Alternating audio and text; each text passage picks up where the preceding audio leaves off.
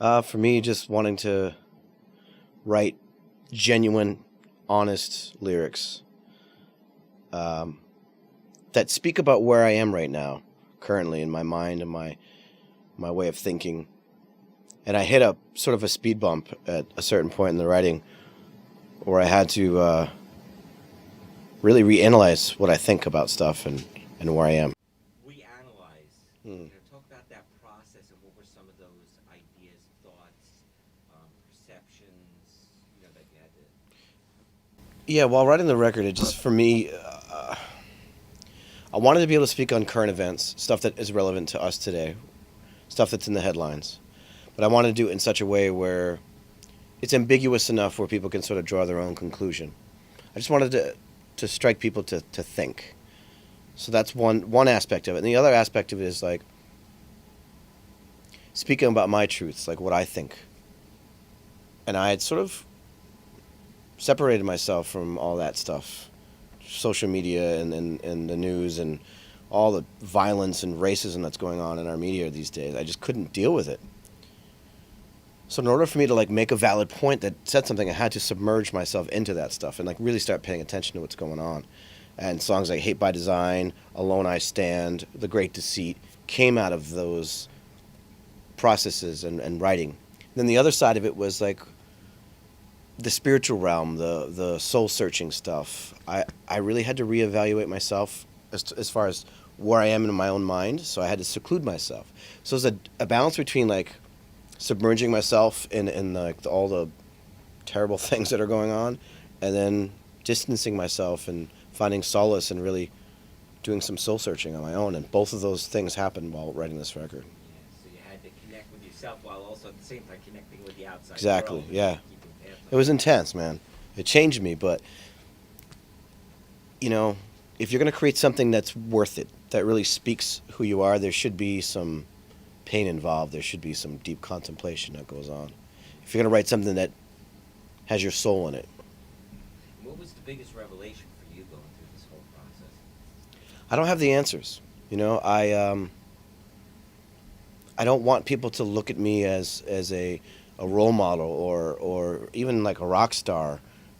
I want to be seen as just as broken and screwed up as you are as a person. So this record to me was very much coming to terms with humility, coming to terms with just self-awareness, really taking stock in who I am and what I've been through in my life, and realizing that we all have something in common. We've all suffered or struggled in one way or another. Now, there's two things you can get out of this whole process. You can get a feeling of liberation, or you can get a feeling of despair because you can realize that problems are just so enormous. And so, which side of the fence did you land after this? Both, both. I think I'm in the middle of that, and I think it's very valid what you said. Despair. That's a great word too. You have to be aware of the despair. You can't be numb to it. You can't ignore it, but you can't let it command your actions. You can't let it rule you. So balance is a word I'll throw out. I'm seeking balance on a daily basis. I think any of us are if we're really thinking clearly. You know, you can't pretend to be somewhere you're not. So you have to see the dark and the light coexisting at the same time. The problems of the world versus the beautiful things we do on a daily basis for each other as humans. They're both there. If it just depends on what your perception is. Did Incarnate come, after this process, or did it come before this process? Sort of was a marker as to the direction. Yeah, it wasn't a catalyst for the record. It actually came when we were about 3/4 of the way done with the record. Our bass player Mike, who does all of our artwork and designing and T-shirts and everything, came up with the title out of nowhere. I'd actually sent him an idea I had for the album cover, which I came out of a nightmare and had a dream of a man being pulled apart by two snakes and two cranes, and his insides kind of like coming out, which is pretty graphic and not really our style for Killswitch, but it was the image that we used and had transformed by another artist. And he said he was looking at it, and the word incarnate just came to him. And I thought, what a great word! It just sounds good. It's ambiguous enough where people can sort of draw their own conclusion, and the definition of it is in the flesh, which is it's almost like an ambiguous definition. So it just sort of causes thought, and I love that about it. I love that it just sounds epic and causes conversation. Yeah, without a doubt. And also, you're going through this process. I'm sure there were early demo versions of some of the songs.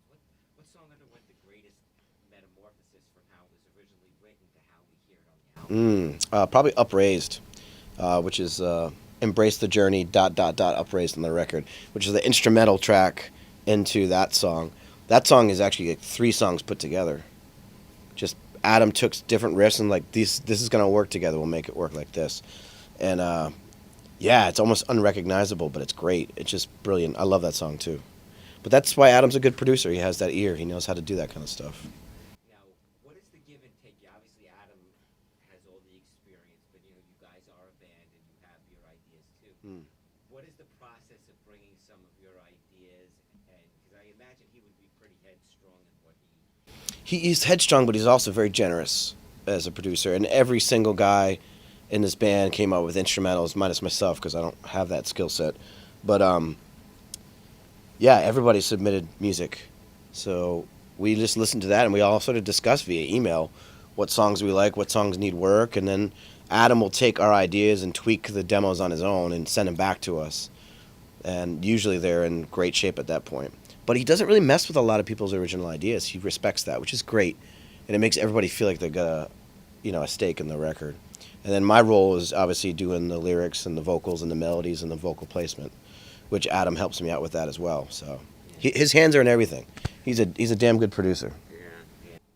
Do you ever A/B, a point of time, like the first couple of years you started working together and where you're at now? And what do you see when you do that? Big difference. A lot of growth. A lot more patience and tolerance for each other. Because we're both very different people. We're like the odd couple, especially on stage. But the great thing about Adam is when you get him off stage, he's actually a really like intelligent, calm, even-keeled person. So he's kind of got that thing that I have, almost like a bipolar disorder, where on stage I'm pretty collected and serious, but off stage I love dark humor and terrible jokes. So I guess we're pretty similar in that regard, actually. But yeah, it's great, man. He's just one of those people that he's just got this ear. He hears things that nobody else hears. And he's got the knowledge, the musical knowledge, which I don't. I've never studied music. I don't know note structures or any of that stuff. He can take an idea I have and maybe change one note of that scale to make it make more musical sense. And he's really good at tweaking stuff like that. You guys have such a wealth of material. I mean, you're bound to make some fans unhappy. So how do you go about like playing a show, and how do you decide which songs go into the set at this point? Yeah, the band is pretty adamant on making sure that there's at least 5 or 6 songs that are givens for the audience. Like, we know people wouldn't want to come see us and not hear those songs. But the other side of it is like satisfying ourselves as artists and wanting to play new material, stuff that's exciting to us. So we try to switch it up every tour, and I think especially now moving forward, we're making a conscious effort to rotate the sets. So it's not the same thing every night on tour, because that can get really mind-numbing after a while, and then the routine aspect of it can kick in, and you kind of lose a little bit of your edge when you do it that way. But I think it's just about measuring the audience's reaction. If a song isn't going over well, we're not going to continue playing it over and over again. But if the song causes a reaction, people are singing along, it's like, all right, we can keep that one in the set, or at least rotate it in and out. But Justin's the guy behind that. He really takes the time to analyze those things, sitting from behind the drum set and watching, and then listening to it sonically, how it makes sense. So he designs all of our set lists. And I've only seen you guys in New York, but I mean, are there regional differences on how the songs play out? There's differences. I think with Europe, we're surprised sometimes with Europe and the UK, for example, that some songs hit and stick, and they don't over here in the States. I'd say on the whole, though, it's pretty decent. But there's certain areas of the world we know we have to play certain songs, and we include those in the set. I think it's just a matter of like having experience with it and doing this for so long, especially those guys. They've got a bunch of years on me to know what's going to work and what doesn't, and why it doesn't work. It's kind of like a natural thing that just comes, especially to Justin. He's very acutely aware of that stuff. So it's cool, man. Everyone kind of pulls their own weight in the band in one way or another. mindset towards the Howard stuff? I mean, has that changed since you've been back? Yeah, I think initially it was definitely a challenge. I mean, number one, we're totally different singers. He's got a different range than I do, different style completely. So that was actually tough. But what was more tough was putting my soul into words that I hadn't written. So I really had to live with the songs and sort of listen to them and create my own story to go with it, which is not that hard because it's brilliantly written. It's broad enough of a subject matter where just about anyone can relate to it. So I've made those songs my own by embracing the words and creating my own dialogue with it. So now when I sing a lot of those songs live, I don't think twice about it. It's not like that's not my song. It's like the band song. I don't think, Howard sung this. How do I sing it like that? There's no more of that going on in my head, thankfully. But when I first started, yeah, there was definitely a challenge, to say the least. And there's also that thing, and not to say that it goes on with Killswitch, but some other bands would make singer swaps. Eventually, they try to phase a lot of the older singers. Yeah. Material out. We couldn't do that. It's impossible. And I wouldn't want to do that. It would be a disrespect to the legacy of the band as a whole. It's not about one singer. It's about the band. It's about the fans, actually. They're the ones that are paying the ticket price to come see us. They want to hear End of Heartache. We're going to play End of Heartache. Of course, That's the humility as an artist you need to have. Clearly you do your art because you love it and it's a passion.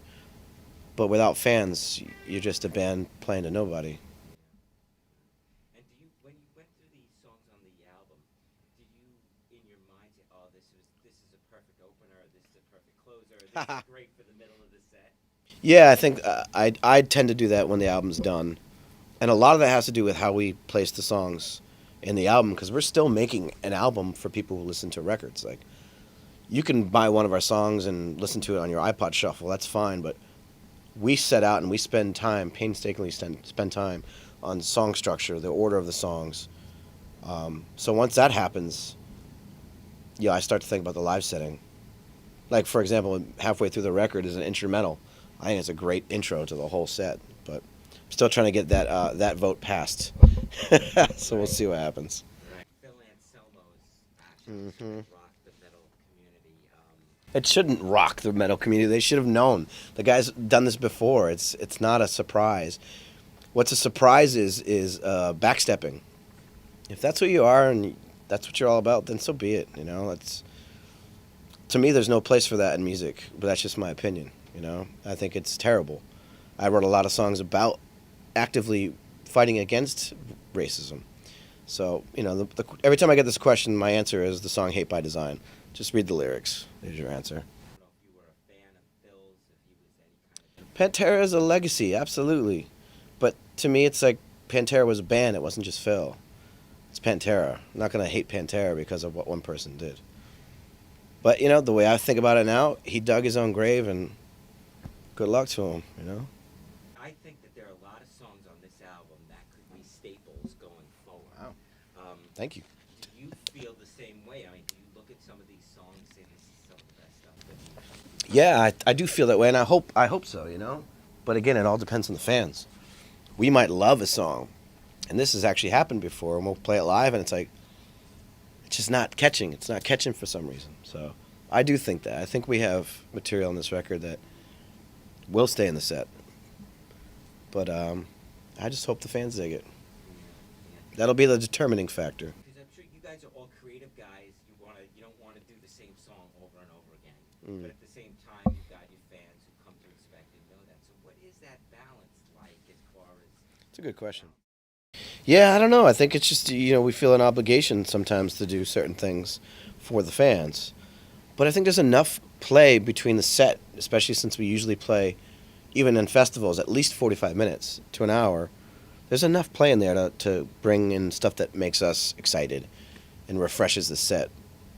But sometimes having that song that you play every night that you know so well frees you to do other things. Like maybe laugh a little more or kind of be more aware of each other on stage, which Heartache, we always have little fun things that we do, or My Curse, songs we always play, they take on new lives depending on our mood, how we are on stage. And I think that aspect of it is also part of a live performance, the nervousness and anxiousness of new stuff coming in trying to hone your skills on those songs versus the ones that we've played for years and years and years. I think it's a nice balance between that stuff. What's up, people? Jesse Leach from Killswitch Engage. You're watching Artisan News, and we'll be right back. Do you ever kind of road test any of the songs before, does that enter into the process? Adam is the number one guy who hates that. So to respect his wishes, he gets weird about it. So we generally have to have the song out before we play it. Especially in this day and age where everybody's got the cell phones and everybody's got some kind of. But we did that with Strength of the Mind, so there's that. We started playing that before it was released. But you're right, people, the cell phones and YouTube. I mean, some of my worst moments ever are on YouTube, and I'm totally embarrassed by them. But what are you gonna do? You grow. I'm still growing as a musician. I'm still growing as a singer. Hell, I'm still growing as the vocalist of Killswitch Engage, so my growing pains are on the internet, and there's nothing I can do about it. So it is what it is. You can't let that haunt you. You just hope that the next video they take sounds better, and just keep progressing, Yeah, gotta be always on to that next moment. That's it. That's where we are now as musicians in this day and age. You can't rest on your laurels. You can't. You gotta be on your toes, and you gotta be able to make moves and make many moves at the same time. It's a hustle now, more so than it. I know that you're very vested in whatever you do. Yeah, sometimes to a flaw. Well, that's what I'm saying, which probably takes a big toll on you to be present, be in the moment, and be involved in what you're doing. What do you do to kind of get away from it and sort of recharge the battery? Definitely disappearing into the woods or the mountains, or getting on my bicycle, and cycling up in the Hudson Valley. Quiet. I just need quiet. Sometimes my one goal when I get up, when I'm feeling stressed or overwhelmed, whether I'm on tour or whether I'm home, is just to seclude myself. My best days are when I don't see a single human being, and it's quiet, and I can hear the wind and nature and birds and those types of things. Those voices surround me, and my brain just kind of goes to a different place. It's very much a stress reliever for me. That and meditation, which I've started getting back into as well. Just breathing and focusing and relaxing. It's crucial. I'd recommend it to anybody, but I suffer from anxiety and depression. That's been a huge thing. Exercise, nature, and breathing and stuff like that. It's good for the soul. How did you first get into this, and what did you have to overcome to fully invest yourself In the, what? in Meditation, stuff like that, yeah. I studied martial arts when I was a kid. Before I discovered punk rock, I would wear Chinese clothes to school. I had a mat in my room instead of a bed. I was like, you ever see the movie Last Dragon? I was like Leroy Brown. That was me for 4 years of my life. And through that, I learned meditation techniques. Through that, I learned focus techniques, breathing techniques, all for combat and for martial arts. So that's kind of been ingrained in me since I was a kid. And I just revisited it, and now being older and wiser for the most part, I've applied it to my life now, and it's done wonders. Do you apply that to being on stage? Yeah. Or is it two separate things? No, absolutely. I have to be in a sort of Zen-like state of mind, a meditative state of mind before I go on, because you have to balance technique versus emotion. And being emotionally vested in these lyrics, especially the new songs, are really heavy for me. There's got to be not a disconnect, but a buffer zone between emotion and technique, because emotion comes through so easily through the voice, and a lot of times that can screw up your note structures. That can screw up your, make you go flat and sharp as opposed to hitting the note on. So it's a balance between being present and emotive versus allowing the technique to go so the performance actually sounds good. That's been huge for me lately. And moving forward, what's kind of the game plan for Killswitch in the next 5-6 months? Tour, tons of shows, and just promoting the new record and putting everything behind it. New videos, new whatever. Once you set up the album, you got to work it, and so we're going to be working it. But we've all discussed not allowing 4 years to pass before we put out another record, so we've already talked about how we can start demoing and working on the road as well, just to keep the creative juices going and hopefully have a record out in the next 2 years or so, at the most. we'll see. But I think it's important to keep moving. Again, especially where we are now, bands have to put out more stuff. You have to be more active. You need more content. So I think we're going to really focus on that as well for this next record cycle. Right. And talk about. I heard you guys are filming a documentary or a movie. Talk Yeah, about that. it's a DVD, I guess, whatever, a video, a DVD, doesn't even matter, digital format. But it's not just live performances, which we do have clips of festivals from around the world. We have a Halloween show that we filmed professionally with McFarlane and Pecci.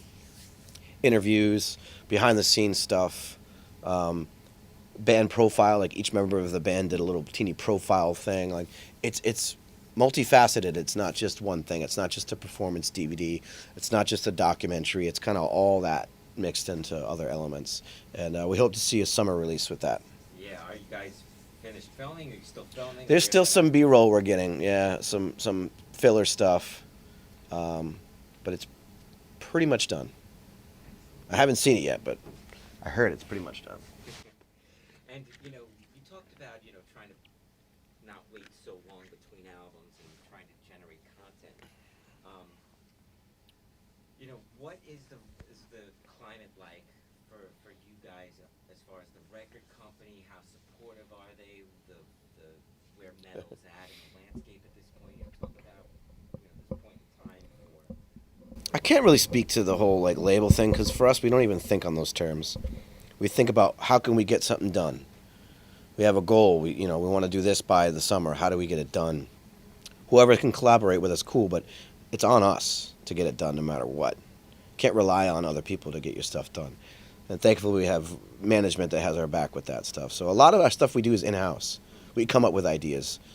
You don't have to wait around for somebody to like come up with it for you. So, but the climate is as such. It's like you're not selling. You're not in the business of selling records per se. You're in the business of selling your brand as a profile, as who we are as people, who we are as a live band, and then hopefully you sell some T-shirts to help pay the bills. That's pretty much it these days. I spoke to Randy at Lamborghini because basically I'm a glorified T-shirt salesman. My man, 50 grand. Yeah, we're cut from the same cloth. He knows exactly what's going on. It's the old punk rock hardcore attitude. DIY. We're DIY T-shirt salesmen. That's it. Thankfully, people buy the T-shirts and keep us going. Then the tickets and keep going to the show. Yeah, but I think vinyl helps because people who are diehard fans that are into vinyl, they're always going to buy that. So we try to make sure we always have vinyl available. Yeah. Which is I guess that's the only thing that's been increasing actually lately is the vinyl release. Which is awesome because that's the way to listen to it. Truly, any good, especially like old rock and roll, like Zeppelin and Sabbath, AC/DC, you got to hear that on vinyl. It sounds so much different. It does. Yeah, it's great. Hey, what's up, good people? This is Jesse Leach from Killswitch Engage, and you're watching Artisan News.